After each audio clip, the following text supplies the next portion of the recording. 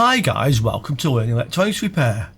Today's video is sponsored by PCBWay, very nice people who make very nice PCBs.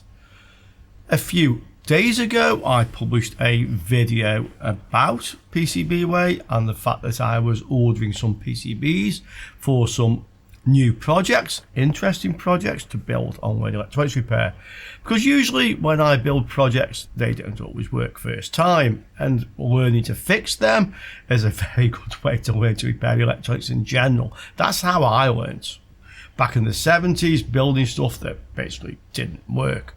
Probably because I didn't have the right components. I was using whatever I could get my hands on, thinking maybe that will, and maybe it didn't. So that is a way to learn. It's a little bit easier these days because we have companies like PCBWay. You can order 5 PCBs for around $5, and if you use the code in the video description to this video and you set up a new account, you will get $5 off your order. Considering the postage is also about $5 to many places in the world, that means you can get 5 PCBs delivered to your door for $5. And we've had a lot of fun building these various projects. So I put a video up saying, hey guys, what else should we build? And there's been a lot of interesting responses to that. The response was very good. But a few people did come up with some other suggestions of what we can add to the order. So I'm going to place an order with PCBWay, probably for enough PCBs to keep us going for the next 6 months to 12 months of project build. And learning electronics, of course. I'll link to the other video so you can see what we can possibly build. But there were 4 other things that came up really, which are these: VU meter, audio VU meter, audio dummy load, audio mixer, and a Pico or micro ammeter. Now out of these I'm happy to go on with 3 of them. Audio mixer, I don't think we may learn so much from building that, and it's not really repair related, but the other ones definitely are. I had a look on PCBWay.com in their shared project section. These are projects that other people have uploaded. They put their Gerber files on, the schematics, quite often linked to a video or a web page that tells you how to build that project. The author also gets a cut from that money. And actually guys, you can do the same. Yeah, upload your projects to PCBWay.com in the shared project section, and if people like it, you will make some money without having to order PCBs yourself or ship anything out. So it's a win-win situation really. On PCBWay.com I found some VU meter projects, so we can look at these, but I didn't find the Pico ammeter or the audio dummy load. But I've had a look on the internet and I have found projects I'm sure we can base ours on, and we can order PCBs ourselves from PCBWay. We can design our own PCBs. So I'll show you what I found, and I'm very interested to know what you guys think in the comments below. Okay, let's have a look. Starting with the VU meter. I found this project for a 160 LED VU meter. I haven't counted if there's 80 in each channel, like a stereo one. I suspect there probably are. This actually consists of 2 PCBs. You have the LED PCB and you have the controller PCB, the main board, and there's also a power supply.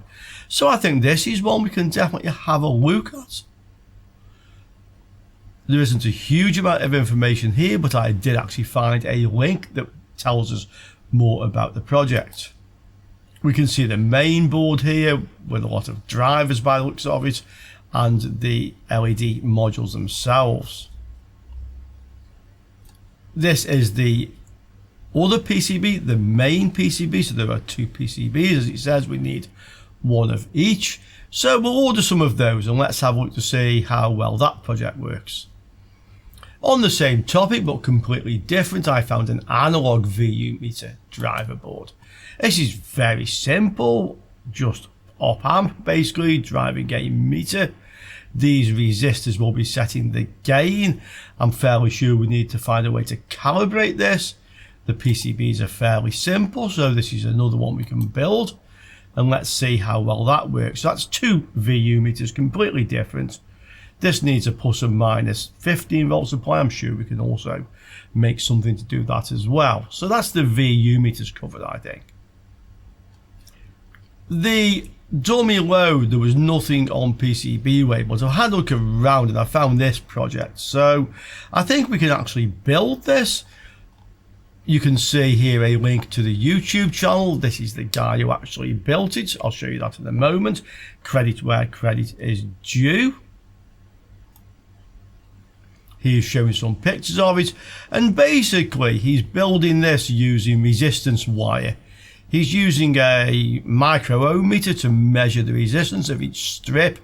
And they wired up in certain ways so that effectively each one is 1 ohm. So you have half an ohm on the first winding, then 1.5, 2.5, it's up to 7.5 ohms here. So in actual fact, adding the half an ohm, you can build a 2 ohm or a 4 ohm or a 8 ohm load just from this project. And he kind of uses what he calls the hairdryer principle. So he has a metal casing around here and a 12 volt fan in one end of it. That looks like it could be rather fun to build. There's very little circuitry to it, but there you go. Let's see what we can do with that one. There's more information on the original video, as I mentioned, so you can see that playing now. And here it is, so you can see the guy's channel, Shabazz. This is the guy who put this one on. And we can see how he's building it.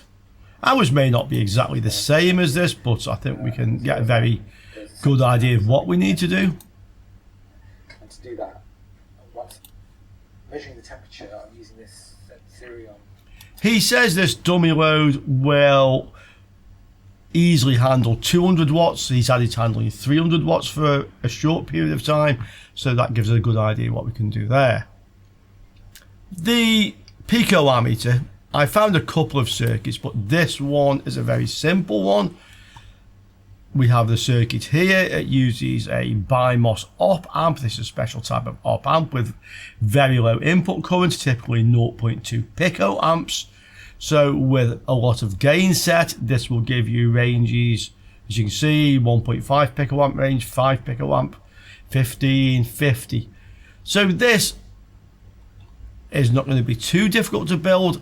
How well it will actually work, well, we're just going to have to find out. Okay, so that's another PCB we can design ourselves and upload to PCBWay. There's one other thing I've been working on, and that's what I've been working on with Detlef. So we'll get Detlef along now and we'll show you what we're working on, and that will be the third project we will add to the range of things we're going to build. And this is one of my kind of 4 AM moments that I came up with. All the time. Of course, but Detlef is here all the time to help me with these things, because this involves a little microcontroller. That's this little chip here. So the idea was to make an add-on for a multimeter, any multimeter. So you can go to diode mode and it'll bleep properly, yeah. So if you've got a short, you'll get a continuous bleep, and if you have a diode junction, you'll get a blip. But I thought, why not go one better than that? So we get a different frequency blip with a Schottky diode than a regular diode. So that's what this thing kind of is. Now, this, if you like, is a daughter board rather than a motherboard, and we have these two black and red leads connecting to the multimeter. So this is the output from the multimeter. These are connected to the meter probes. We built it like this because we were playing with a few ideas. Because the multimeter generates a voltage, we thought maybe we could use that with a MOSFET. We could switch here to charge a capacitor. Then when you connect these wires together and the processor sees a different input, it could switch the MOSFET off and run the processor from the capacitor long enough to bleep or blip. But that didn't work well in practice, and in fact we couldn't get enough voltage out of it, is the truth of that one. That's why we have this jumper here, so we could power it either way. We also tried powering this from a little CR2032 battery, but it draws more power than that. So at the moment it's running from the bench power supply, but this is just an idea to test. On the output we have a little bleeper. This is one of these little things out of an old ATX case. And that's about it really. I'll show you the schematic in a moment, or rather the det will, and explain how it works. We had another idea, or rather I did, that we could do this analog using a voltage controlled oscillator with a couple of op amps and make something like that, and we may play around with that idea later. But as Det says, this one uses less components. Okay, and we don't have to mess around with op amps, he says. So we're doing it this way, but that was another possible idea. I'll show you the schematic of this now, or rather, as I say, Det will, and we'll explain how far we've got with this, and then let's just see if we can prove in principle whether this works or not. So guys, you'll see we have this beautiful schematic here which Det has drawn. He designed this circuit, so I'll pass you right over to Det now and he'll explain how this works. Let me apologize to the people for the poorly drawn schematic. Oh, it's lovely. No, come on. This is not worthy as schematics, because it's a chip with an ADC and a bleeper. ADC is what's this thing called? Analog to digital converter. Yeah. So this takes a analog value and drops out a digital value for that. And this is all the chip does, and we were going for, okay, let's get the steps we need, and then it bleeps in a certain frequency for that. So this is done in software, but let me go for the hardware first, I think. Okay. People want to know what we're doing here. So how does it work? Yeah, okay, let's start with a little chip over here. This, of course, needs some voltage to work, some supply voltage. Yeah. And we decided, we were trying around with using the multimeter as a power source and a big capacitor, and we're not sure if we can do this anyways. Maybe this will... We kind of thought we could do it, and it proved otherwise. Yeah, this bit is in the back. Again. It did. Yeah, and for current version has a little CR 2023 over 32. 2032 even. The coin cells, the things, the usual stuff. In a little battery holder. We have GND and VBAT, and VBAT gets switched down here into VCC. This is a little switch. And this is fit directly into the 80 Tiny 85. So that's a supply to the chip. Yeah. Did you know, by the way, that CR 2032, the 20 is the diameter, 20 millimeters, and the 32 is a thickness, 3.2 millimeters? I knew that. Some people out there didn't know that. Now you all know. Now you know. Yeah, and for all you Arduino knights out there, no, this isn't Arduino. This is a naked chip. Do we have a naked 80 Tiny here? A naked chip? Can we put naked chips on YouTube videos? Maybe I should have put a big black bar over the... Yes, a censored bar. Yeah. Better. You never know with YouTube, guys. Yeah, you never know. But we'll risk your naked chip. Okay. So we're going for the Bleep chip, for the bleeper chip. Yeah, okay. So this one is a 80 Tiny. This is a small microcontroller. This is not as powerful as on an Arduino Uno something. This is an 8 kilobyte, and we're clocking it with 8 megahertz. Okay. Yeah, all the people now were grown up with a C64 think, what, 8 megahertz? Man, this is so fast. Yeah, the Spectrum was 8 megahertz. So look what that could do. It can bleep. And now we have it on this little tiny piece of silicon. Yeah. So this is all the chip does, is analog in. There's a bleeper out. Let's start with the output, right? The output is the thing over here, it's the bleeper, and the R2 resistor over here is totally optional. We included this for loudness, because these bleepers are noisemakers, I tell you. We're guessing 22 ohms, maybe more, maybe low. This depends on how sensitive you are with your bleeping thing, and how much it gets on your nerves. And I will note just now, guys, we don't have that resistor in there, so this is on maximum annoyance level. Yeah, maximum annoyance. Yeah. The chip can drive this. The square wave we get now looks horrible, but it still can drive this. So this is still doable. Yeah. So how does the device decide what to put out to the bleeper? Is it just effectively measuring the analog in? Yeah, let me show you how the analog stage works. Stage. This is, you know what I mean. Okay. So over here, there are some banana plugs, the thing you have on your multimeter, and they go straight to analog in here. And we have a little thing over here that we were discussing if we needed this R1 because if you use this as a standalone device, then you don't have the voltage from the multimeter. Okay, so analog in is actually the red lead coming from the multimeter in diode mode, and ground is the black lead from the multimeter in diode mode. And as you guys will know from the previous videos, if you watch them, that it generates a constant current source with a voltage up to about 3 volts coming out the meter. Yeah, and right now this goes directly into the chip over here. And if you connect the multimeter, you can leave R1 out there because there's already the current source. It's a multimeter. Yeah. And in fact, our version doesn't have R1. Yeah. I included a little Zener diode over here, 5.1 Zener. This is for protection of the input because we're running the chip with something around 5 volts, and 5 volts is max that the chip can take. Okay. So the 5 volts is just a precaution. We're not sure if we need it in the final run because the chip has protection built in anyways. Okay. So this could be a thing, maybe. But it doesn't do any harm. It doesn't hurt us, yeah. Okay. So from there on, the analog in passes this point, and from there on it goes right into the chip. And from there on the ADC reads the value of the voltage on PB4 or ADC2. And yes, now this is where I thought this worked in a different way until Det told me so.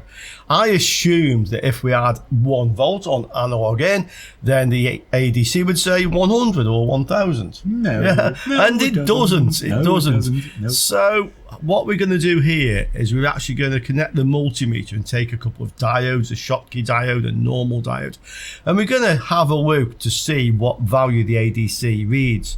To do that, Det has put some code in and an extra connector to a serial port so we can monitor on the laptop to see what readings we get.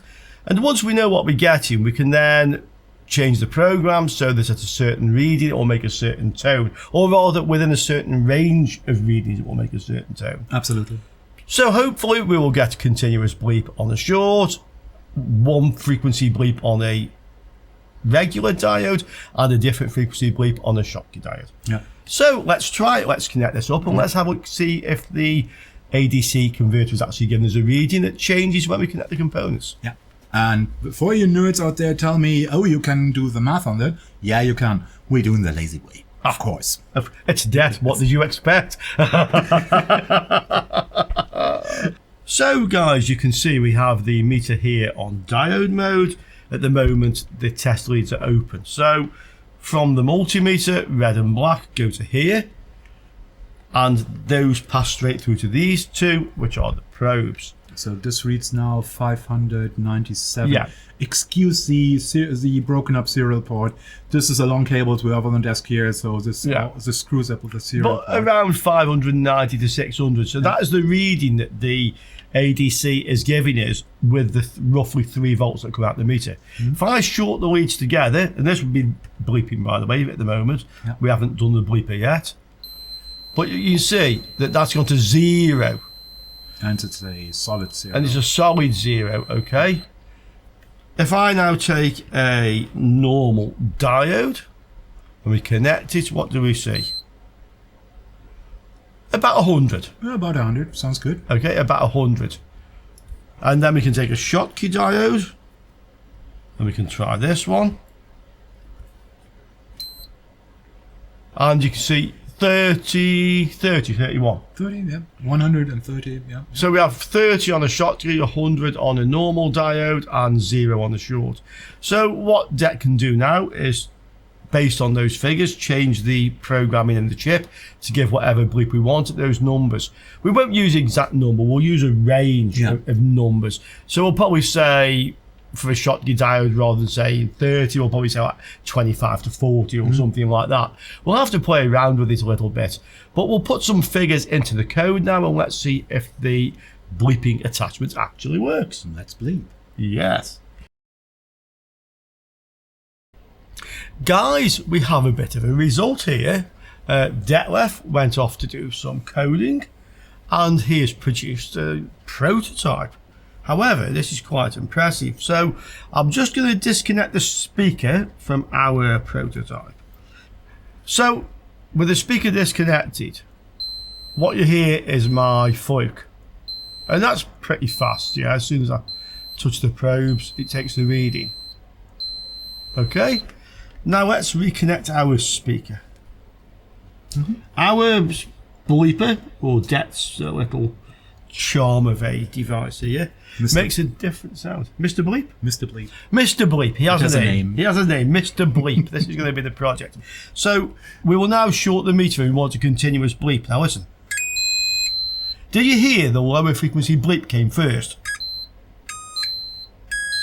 Huh?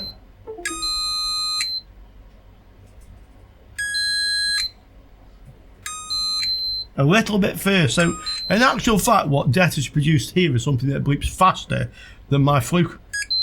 Huh? Huh? How about that, guys? Now let's have some fun. So this is a diode. So we wanted a blip. And which is first? Mr. Bleep. Mr. Bleep. It's faster than the fluke. And it stops after you connected this, so you know it's a diode. Yeah, exactly. One bleep. And it's a high bleep, so you know this is a diode. Diode, exactly. And then we go with a Schottky diode. Okay, here is our Schottky diode. Now listen. Different frequency bleep. If I put the two together, you can hear it better. Of course, the frequency we can't select. I can get this off the board. You always need 3 arms when you want to do this. You certainly do. Okay. At least. Of course, the frequency, guys, we can play around with if we want. We get a little bit more difference. But I now have both devices attached. Listen.